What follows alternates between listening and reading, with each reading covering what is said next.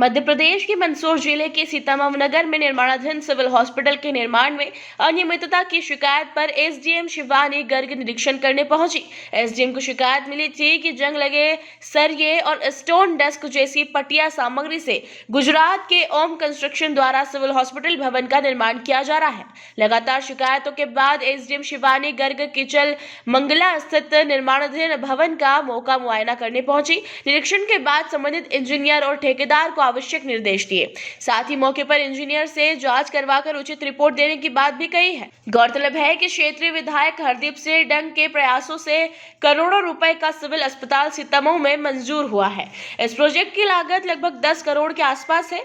करोड़ों के इस प्रोजेक्ट के कार्य में गुणवत्ताहीन जंग लगे लोहे और स्टोन डस्ट का उपयोग किए जाने की जानकारी सामने आई थी। मौके पर बड़ी मात्रा में जंग लगा सरिया और स्टोन डस्ट भी पाया गया। संभवतः इसका इस्तेमाल अब तक किया जा रहा होगा। हालांकि निरीक्षण के बाद एसडीएम शिवानी गर्ग ने ठेकेदार को गुणवत्तापूर्ण कार्य करने के निर्देश दिए हैं।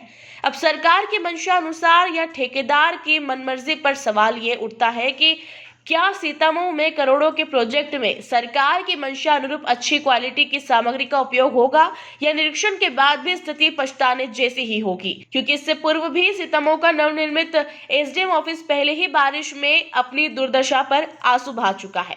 इसके अलावा शिवाड़ में भी नवनिर्मित केंद्र की दीवारें भ्रष्टाचार की भेंट चढ़ रही है, जिसके बाद अब इस सिविल अस्पताल की मजबूती पर भी सवाल खड़े हो रहे हैं। वर्तमान में जो संबंधित इंजीनियर हैं, जो उसके जानकार हैं, उनके द्वारा बताया गया, क्योंकि मौसम थोड़ा अभी बारिश वाला और ओस वाला है, जिसकी वजह से जो सरिये हैं उसमें जंग लगी हुई है। हालांकि इस संबंध में डिटेल रिपोर्ट बनाने के लिए उनको निर्देशित किया गया है और जो बाकी रेती मिलाने के संबंध में जो शिकायत आई थी उसमें भी इनसे डिटेल रिपोर्ट बनाने के लिए कहा गया है। और इनके द्वारा बताया गया है कि जो गिट्टी की जो रेती बनाई जाती है वो कुछ अमाउंट में परमिसेबल होती है, जिस संबंध में डिटेल रिपोर्ट आहूत की जाकर आगामी कार्रवाई की जाएगी।